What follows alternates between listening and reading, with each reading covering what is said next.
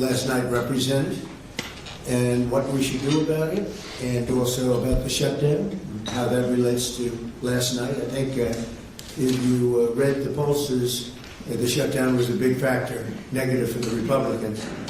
That was a big factor, and they say that I wasn't on the ballot was the biggest factor. But I don't know about that, but I was honored that they said that. And I just want to thank everybody for being here, and a very special thanks to Vice President J.D. Vance, who's doing a terrific job.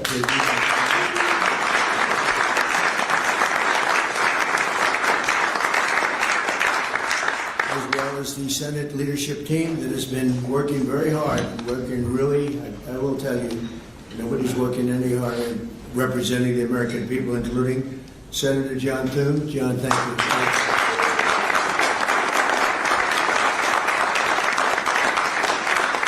Senator John Barrasso. John, thank you very much. Senator Tom Cotton, wherever you may be. Tom, thank you. Thank you, Tom. Thank you. So, Senator Shelley Moore Capito, who has been doing Senator James Lankford from one of my favorite states, 77 out of 77. Reagan was 56. That was the record. We got every one of them. Thank you, Jim. And a fantastic friend of mine and an incredible advocate during the election a year ago, Tim Scott. Thank you, Tim. So as you know, we are in the midst of a disastrous Democrat-created government shutdown, and it is Democrat-created, but I don't think they're getting really the blame that they should. That's now officially the longest shutdown in American history.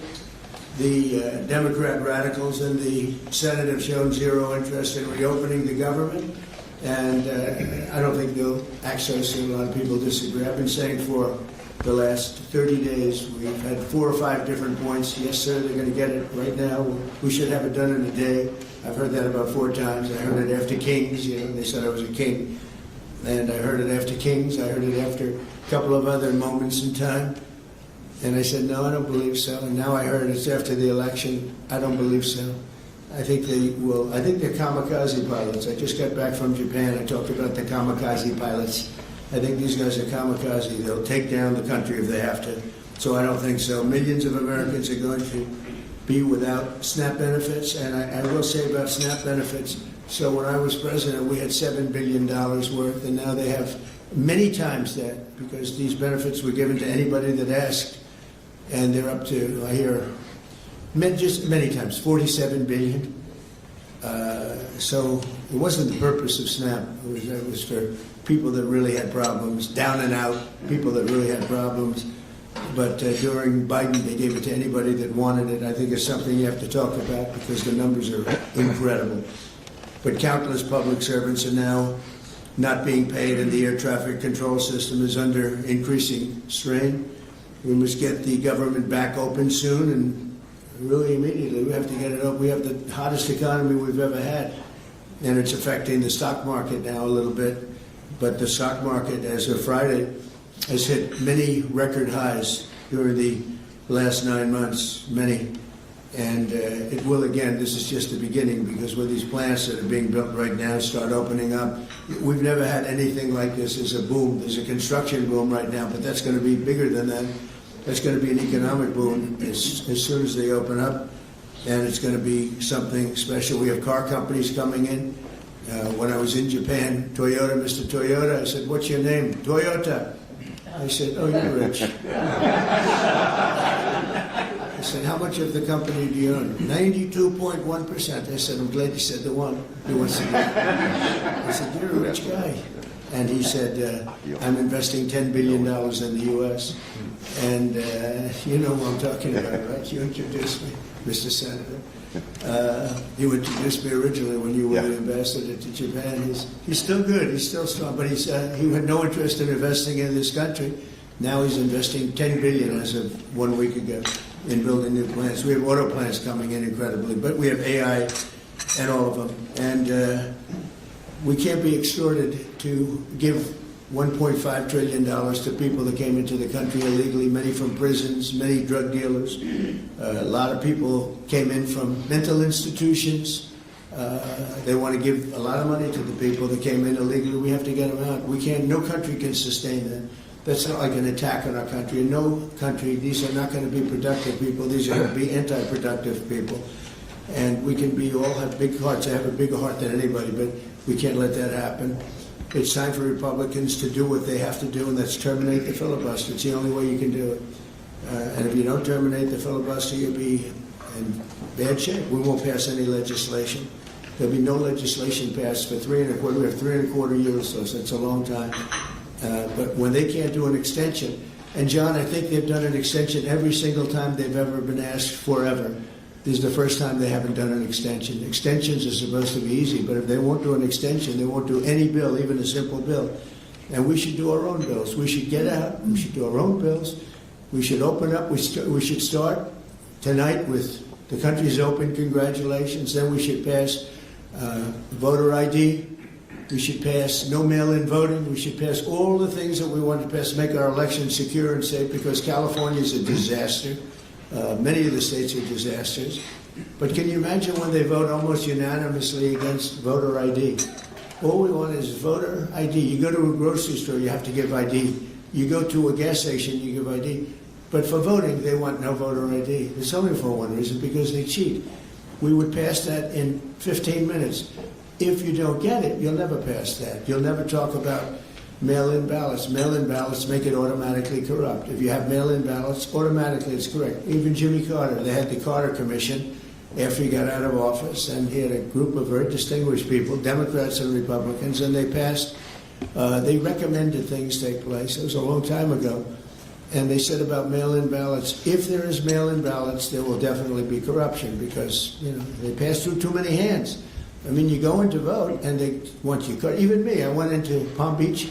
You go in to vote, they want your card, you're this, you're that. They say, I'm sorry to do this, sir, but I have to look at your identification. I said, that's all right. I love that. But, you know, you're really not going to get away with much. It was very, very professional and very good, and the way it's supposed to be. But these people don't want that. They have legislation in California where it's illegal to ask somebody for voter ID. If you ask somebody for voter ID, if you're an official and you say, I'd like to see your voter ID, they can arrest you.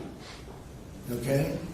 They can arrest you because they want to cheat, and they get away with it. And the Republicans let them get away with it, and we won't do that if we have the filibuster. So we're going to talk about that a little bit, and we're going to see if we can sway, because I know we have a lot of, not a lot, I'd say half feel this way, maybe a little bit less than half.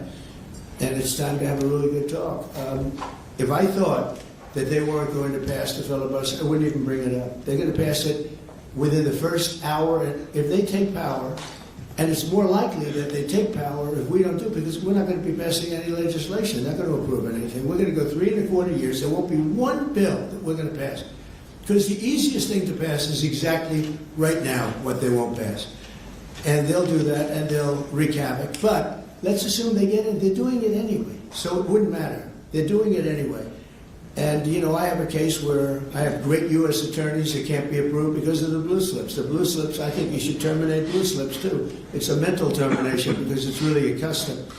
But if you have a Democrat senator or two is bad, but it doesn't make any difference. If you have one senator who writes a negative letter on some great U.S. attorney, we had it in Manhattan, Southern District. Jay Clayton, one of the most respected lawyers in the whole country, by far, one of the most respected, and couldn't get approved. The courts approved it. The courts couldn't believe it. They did it like instantly. He went to the best schools, got the best marks, top of his class, everything was perfect. I mean, he was lived the perfect life. Went to Sullivan and Cromwell, almost immediately became the head of Sullivan and Cromwell, you know, the most prestigious law firm, I would say, in the country, just about. Whether it's Sullivan or two or three I could name, but Sullivan, I would say, really, maybe number one. He was the head of Sullivan and Cromwell for like 20 years. He went to the SEC, was flawless. He did it for me. He was the SEC chairman. He was flawless. Then he went to Apollo, where he was the chairman of Apollo, and was flawless. Everything went good. The stock went through the roof and everything. I asked him to go to the Southern District, and he said, I'll do what you'd like to do, sir. He's a very high-quality person. But he couldn't get approval from Schumer. Schumer didn't approve him. The best student, the best schools, everything, he's like flawless. And the courts actually said, you're not approving Jay Clayton, right, Lindsay, you heard this. The courts actually interceded, and they approved him. But that's an unusual guy. We have other people that are really good, but people don't know how good. Top students, top colleges, and they're U.S. attorneys, and they won't be approved. They're not going to be approved. We have one in Los Angeles who's phenomenal. No, the senators, the Democrats are, again, they're kamikazes. The Democrats are not going to approve them. Blue slips are a disaster. So the only people I can get approved are Democrats. I was told that by the Democrats. We'll only approve Democrats. I said, really? Is that not going to work that way? Not going to work that way with me. But the blue slips are a total disaster. I have 10 people right now that are doing a phenomenal job, and they will be out of office pretty soon. They've got another 2-3 weeks, a couple of them, and then they're going to have to leave. And it's actually a blight on their record because nobody knows why they left, but it looks like they served 8 weeks and then they had to leave. But they're not going to get the approval because the Democrat, radical left, lunatic senators are saying you can't. We're not going to approve you. And if we're not going to approve you, I had actually one Republican who got 2 great letters, but it turned out that he was a rhino, but that was a nice term for him. Now, he got 2 letters of approval, and when I said 2 Democrats approved him, I had to fire him because I figured if 2 Democrats approved him, they wrote the most beautiful letters. I found out, man, this is strange. And he was no good. I fired him. He was really not much of a Republican. The recommendation of that one wasn't such a good recommendation. Someday I'll tell you who recommended it, but it wasn't exactly the best. But when I saw when I saw the 2 senators from Virginia gave him glowing marks, Tim, I said, let me see this. I read the most beautiful letters I've ever seen. I said, I called him up. I said, sorry, you're fired. Get the hell out of here. And but it's a horrible thing. Blue slips is a horrible thing. Because I have the right to pick judges, and I have the right to pick U.S. attorneys, and this takes away the right from me. And I think we're going to go to court on it, and we'll see what happens in court. But it gives the president, it takes away the right of the president to pick people to serve on the court and to serve as U.S. attorneys, which is very important. But the biggest thing is the filibuster. We have to get the country going. We will pass legislation at levels you've never seen before. And it'll be impossible to beat us. By the way, if they do, they're going to do it anyway, and they are going to immediately do the filibuster. And when they do the filibuster, they're going to pack the court. They want at least 5 justices. Now I hear it's up to 5. I actually heard up to 7 and up to 9, okay? They want new judges. They want to pack the court, and they will do it in the first day, maybe the week. Maybe they'll slow it down because there's no reason to rush. But they'll do it the first week. They'll vote on this. And I have friends over there that are Democrats. I'm close to a lot of people. And I asked them about that because some people say, well, maybe they won't do that. I mean, they destroyed the career of Manchin and Sinema. And they got them out. They were the only objectors. Nobody else is going to object. They're going to do it the first day. They're going to pack the court. They're going to make D.C. a state. And they're going to make Puerto Rico a state. So now they pick up 2 states. They pick up 4 senators, okay? You think you have problems? They're going to do all of the things. They're going to pick up electoral votes. It's going to be a very, very bad situation. And it's done. It's done. As soon as they attain power. Now, if we do what I'm saying, they'll most likely never attain power because we will have passed every single thing that you can imagine that it's good and all good for the country. And there'll be no reason to. If we don't do that, people say, they're not doing much, and they're in power. So the good news is we did the great, big, beautiful bill, and it's the greatest thing we could have done. And the smartest thing with John and our Speaker of the House, who's so good, Mike Johnson, we did all in one bill. If we didn't, John, it would be a problem because, we would have gotten a small piece passed. A lot of people wanted to do that. A lot of people in the room wanted to do that. They went along with me and John and everybody, we got this thing passed. Honestly, it's 40 years worth of goodies. And no tax on tips, no tax on Social Security, no tax on, think of it, no tax on overtime. It's an unbelievable tax cut for the workers and for business, where business is going to create jobs, and we are. We're creating jobs at levels that nobody's ever seen before. All these things are good. We have to be able to get the word out. If we don't get the word out, we'll make it a very big mistake. So I have this long, beautiful, and very boring speech. I won't bother anyone.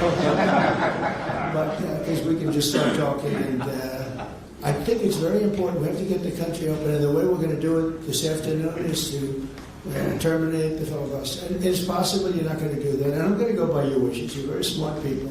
We're good friends. But I think it's a tremendous mistake, really. It would be a tragic mistake, actually. It's time. It's time. If I thought they weren't going to approve, I'd sort of be with you. Be fine. I'd be neutral to with you. But knowing that they're going to pass it as soon as they get any semblance of control, they'll pass the first thing, then it's like we have to do it first. And we have 2 years, and we'll end up with 2-3 years, and we'll have this country so perfect. We will have passed more legislation than any Congress and any group of senators or a group of congressmen. And we will get it through. They'll send it to us. We'll send it to them. It'll be a beautiful machine.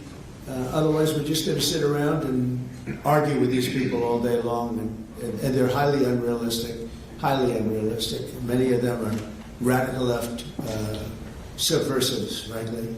So I want to thank everybody. And we're going to talk. And I want to thank the press for treating us so really well for that foreign trip. It was an amazing, we had just an amazing meeting. Don't forget, 2 months ago, it looked like the whole world was in trouble over rare earth. And that's no longer even a subject that people talk about. It was all worked out very quickly. Without tariffs, I couldn't have done it. I put a 100% tariff on China. As soon as I heard it, within 20 minutes, I put a 100% tariff on China. When President Xi, who's really a friend of mine, as much as he can be a friend, he's a tough man. He's a tough man. Smart man, actually. Very smart.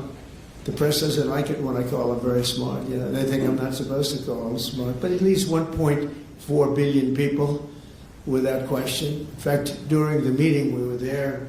A couple of you were there, and some of you saw it. So he's here, and he's got about 6 people on each side. And every one of those people was standing like this. They were at attention. And I made a comment to one of them, and he got no response. I said, "Are you going to answer me?" I got no response.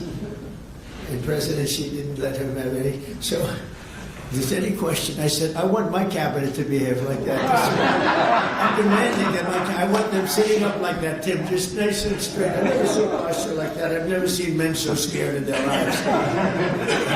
The equivalent of a vice president. He was. I said, "Are you going to answer my question?" And he's like, he doesn't move. I said, "What's wrong with this guy?" "I will answer all questions." Why don't you behave like that? JD doesn't behave like that.